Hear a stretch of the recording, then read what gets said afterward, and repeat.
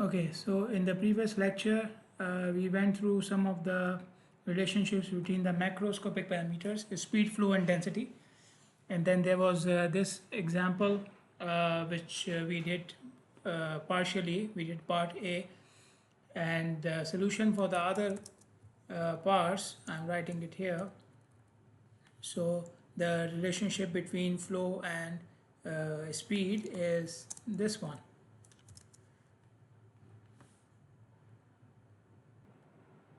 Okay, so this is a relationship between speed and flow rate. This is the one between flow rate and density, and this is the capacity.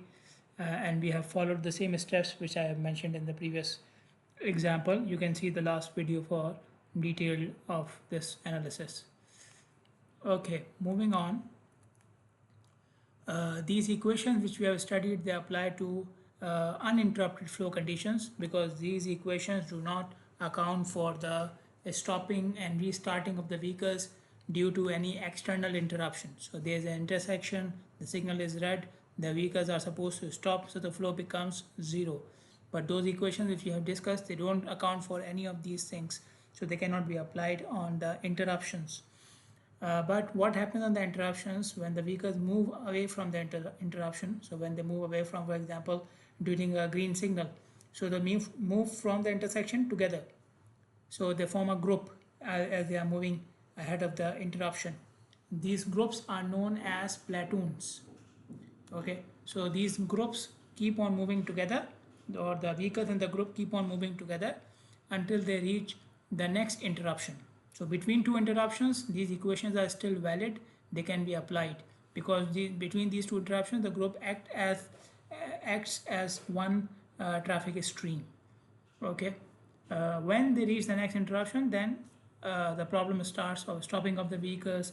Some vehicles going in different directions, some vehicles are going ahead while the others are still waiting, and so on and so forth. So those equations then do not work. Then we have three important terms: traffic demand, traffic volume, and capacity.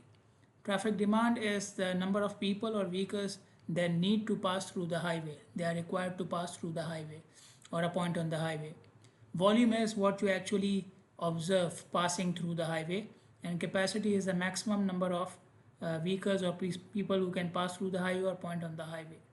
So capacity is a constant number. It depends upon the design of the vehicles, the design of the road, and traffic volume can be observed, and demand is the one which keeps on changing based upon people's requirements and needs. So demand is generated by people, their transportation needs, and based upon demand the volume can increase or decrease, and based upon demand you design your capacity. As a traffic engineer, you must know the demand so that you can design the road accordingly. Okay, when demand exceeds capacity, it is very possible that at a particular time the demand has increased so much that it is more than the capacity of the route. Then in those cases, the drivers have, if they are informed, and usually the peak hours are fixed, so drivers have an idea about it. So they can do one of these things. They can either go from a different highway, they can select a different time, they can go to a different destination, or they can completely cancel the trip. So it may apply to different people. So for example, if you're going for work, then changing the highway is more suitable as compared to changing the time or staying home. If you're going for shopping, you can change your destination or time, or you can just do online shopping. But because of these options, what happens that if you look at the volume on the road, it may not be the actual demand, especially when you have demand exceeding capacity, because some of the drivers may have completely changed their route and they are not on that highway. So if somehow you can remove the restriction on the highway which is causing the traffic jam, or you can increase the capacity of the highway, you may see more drivers on the road, and those drivers may have been looking for these other options. So the actual demand cannot be or may not be the volume which you see on the road. Okay. Uh, when demand exceeds capacity, then there are two important items for us. One is the Q, the other one is a delay. So in this example, we will try to look at the calculation of delay and Q, And this is a very simpler version of the actual case, just for the sake of explaining the idea. Okay, so on the x-axis I have time, on the y-axis I have demand and capacity. So you see two lines. The horizontal line, which shows a constant number, is capacity, as already mentioned, and the demand goes up and down. In the first 30 minutes, the demand is only 50 vehicles per minute, and the capacity is 75 vehicles per minute. Demand is less than capacity, there is no problem. Then after 30 minutes, the demand jumps to 120. Now it is more than capacity. So there's a problem, because a highway can only have 75 vehicles per minute, which is its capacity. So the remaining will go in the queue. So how much is this remaining? 120 minus 75, which is 45. Okay, so for 120 per minute are coming, 75 per minute are leaving. So 45 per minute are entering the queue. So in 1 minute, the queue is 45, 2 minutes queue is 90, and so on and so forth. So this continues for another 60 minutes. Okay, so when you reach time 90, from 30 to 90, this phenomena continues. So 30 to 90, the time is 60 minutes. Okay, so you have 60 minutes where 45 vehicles are added to the queue every minute. So in the end, how many vehicles you will have in the queue? 45 into 60, which is this one, 2700. This is the length of my queue. This is the length of the queue. Now what happens at time 60? The demand drops. It drops to 65 now. So this is less than capacity. So these 65 vehicles have no problem in moving. But now we have some flexibility available. So there's a gap between demand and capacity on the positive side. So this gap will be used by the people who are in the queue. Okay. So how much is this gap? 10. 65 is the demand, capacity is 75. So the gap of 10. So this gap of 10 vehicles will be used by these vehicles. So every minute there's a gap of 10 which is used by these vehicles. So every minute 10 vehicles will go out from this queue. So how many minutes you need in the end to get rid of 2700 vehicles, to pass the queue of 2700 vehicles? You need 2700 divided by 10. Total queue upon vehicles leaving from the queue per minute. So you need 270 minutes. And this is 270 minutes after the demand drops. Okay, so from this point onwards it's just 270 minutes. So we know the length of the queue, and we know how much time is needed to clear the queue.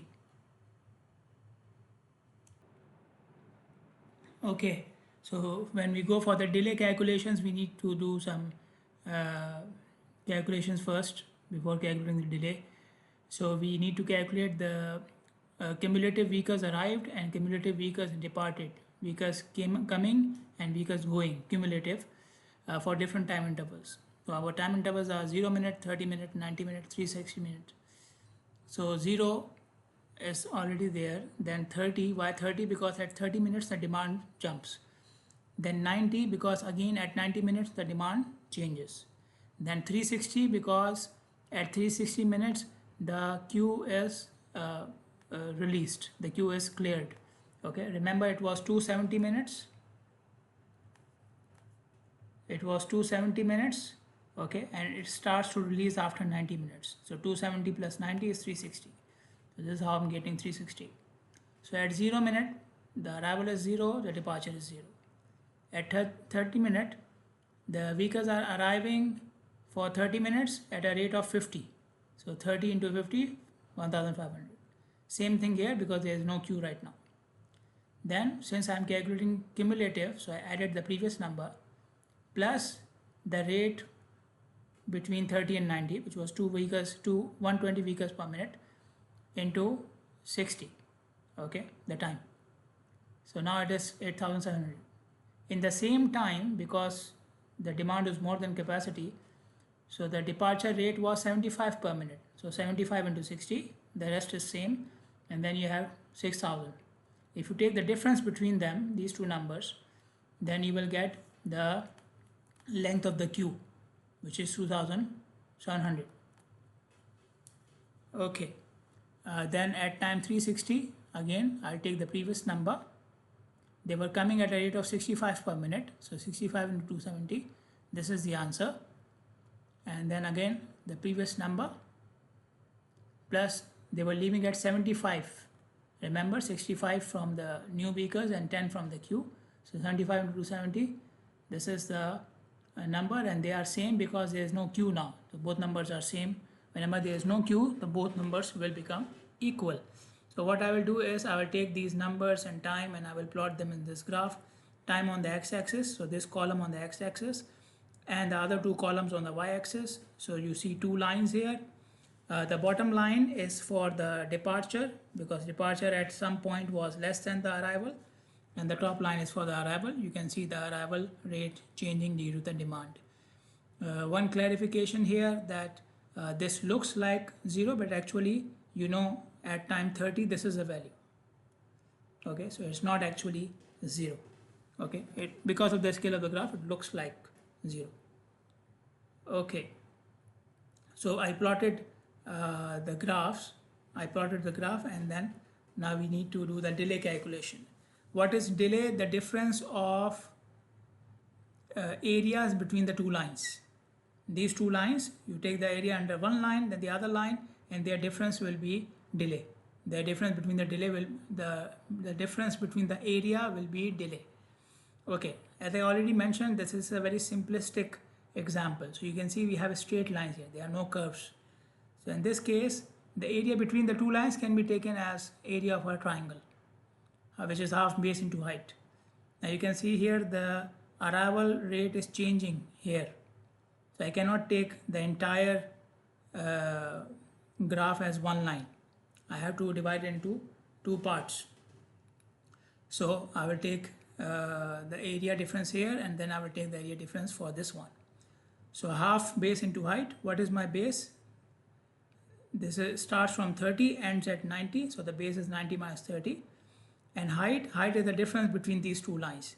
What is the difference between these two lines? This much, which is 2700. The number of vehicles in the queue. Okay, so half base into height. Then if you talk about this triangle, so what is my base? It starts at 90 and ends at 360. So 360 minus 90. Okay, what is the difference in height? The same, because at this end the lines are meeting. So at this end their difference is 0. So at this end it is the same, which I already know, 2700. So if I multiply and add these values, I'll get the total delay, which is 445,500 vehicle minutes. What does it mean? In total, this situation is causing 445,500 minutes of delay to the vehicles. So that's why we call it vehicle minutes. And then if you want to make it a smaller number, you can convert it into hours. So in hours, it is 7,425 hours, vehicle hours. Now, who is facing that delay? The vehicles who came when the queue was there. The queue started at time 30 and it ended at time 360. So any vehicle which came during 30 and 360, they saw a queue in front of them and they were delayed. So how many vehicles came in this time? You already know the total, and you already know how many vehicles came during the first 30 minutes. You can take the difference and you will get the number of vehicles. Or you already know the rate at which the vehicles are arriving. So from 30 to 90, arriving at 120 per minute, plus from 90 to 360, arriving at 65 per minute. So you can multiply and add these rates as well. You get the same number. So doing this, I got 24,750 vehicles. Okay, so these 24,750 vehicles came during the time of the queue. Okay, so if you take the total delay and divide by the number of vehicles, it will give you average delay. So all vehicles were on average delayed by 18 minutes because of this situation. So if you were stuck in this traffic jam, you were supposed to arrive at 9 o'clock somewhere. Most probably you will arrive at 9:18. Okay, because of this queue. Okay, this situation where demand exceeds capacity is called a breakdown. Okay, so breakdown can happen at different types of locations. We can have breakdown at on ramps. So we have a flow on the highway, people are entering from the ramp, they can cause a breakdown. Their submission can cause a breakdown. Then we can have two highways which are coming in different directions and they are merging onto a third segment. So it can happen that the summation of the flows from the two highways is more than the capacity of the third segment. Or it can happen at intersections because at intersections vehicles are coming from different directions. So you may have a segment where people are coming from previous segment, coming straight, taking a right turn, taking a left turn, taking a U-turn, and in the end their summation could be more than the capacity of the segment. So breakdown can happen anywhere where you are allowing the flow to enter or merge into each other. Then you can have a breakdown. You have this situation, which is the first one, breakdown happening at a merge point. Okay, so you have this approach, and they are merging into this one. For each approach, you have capacity, demand, and volume. For the first approach, capacity is 4,000, demand 3,800. There is no problem here. Demand is less than capacity, no breakdown. So volume equals to demand 3,800. Second approach, capacity 4,000, demand 3,600. Again, no problem. Flow will be, or volume will be equal to the demand 3,600. For the third segment, the demand is the summation of demand from the previous segments. So this segment demand 3,800, this segment demand 3,600. Their summation is the demand of this one, which is 7,400. Now the capacity of this segment is 6,000, which is more than the others, but is still less than the demand. So now we have a problem. So the volume cannot be more than the capacity. So the demand remains 7,400, but the volume is 6,000 only. So the volume will reach capacity, and the remaining vehicles will enter a queue or will form a queue, and the queue formation will be here, because the extra vehicles cannot enter this segment. So they will start to form a queue in this area. So this diagonal line or zigzag line indicates the queue. Okay, so here you can see the breakdown case for the merge point. Now you can see here, when demand was less than capacity, volume is equal to demand. Demand was less than capacity, volume equal to demand. Here demand is more than capacity, so volume equals to capacity. And if there are two sections merging into another one, then demand of the third one is the summation of the demand coming from the previous segments. Okay, so this is it, and then in the next lecture we will talk about the next case of breakdown, which is for an on-ramp.